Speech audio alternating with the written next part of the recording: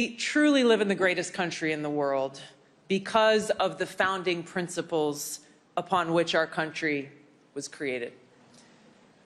I swore an oath to support and defend the Constitution of the United States against all enemies, foreign and domestic, twice, both as a soldier who enlisted in the wake of 9/11, like so many Americans, as well as as a member of Congress, where I served for 8 years. I take this oath seriously, and it is our Constitution that is under attack today.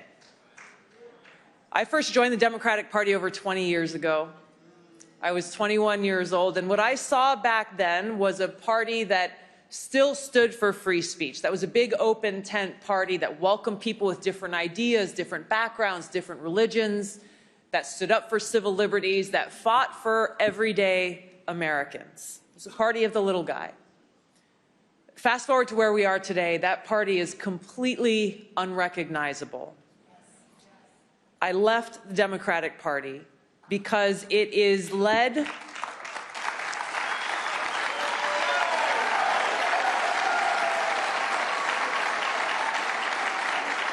I left that party because it is led by an elitist cabal of woke warmongers.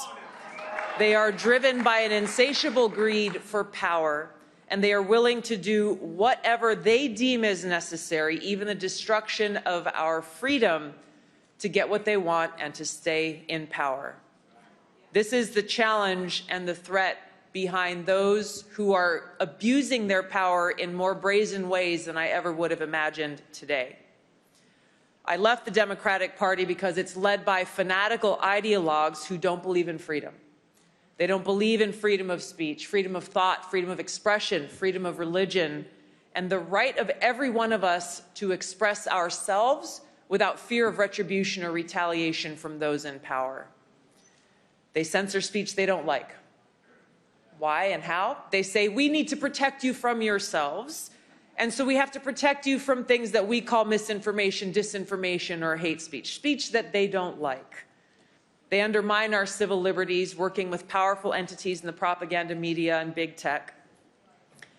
They're trying to get rid of our Second Amendment in every way possible, rejecting the very reason why our founders passed it right after the First Amendment, rejecting the reality that every one of us has a right to defend ourselves and our loved ones, and that we are the check on the abuse of power by an increasingly tyrannical government.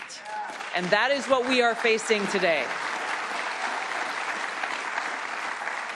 They reject our Constitution that fundamentally recognizes that our freedom comes from God, no one else. I left the Democratic Party because its leaders reject this truth and are increasingly hostile towards people of faith and spirituality, actively seeking to undermine our religious freedom and the spiritual foundation of our country. They are targeting people of faith. You heard from the last speaker and others very real examples of this, how they are targeting especially Christians. They are targeting peaceful pro-life protesters. They are targeting those they deem as radical traditionalist Catholics. Thomas Jefferson said, "God who gave us life gave us liberty. Can the liberties of a nation be secure when we have removed a conviction that these liberties are the gift of God?" Of course, the answer to that is no. To recognize each other as children of God is to appreciate that every one of us belongs to God and to no one else.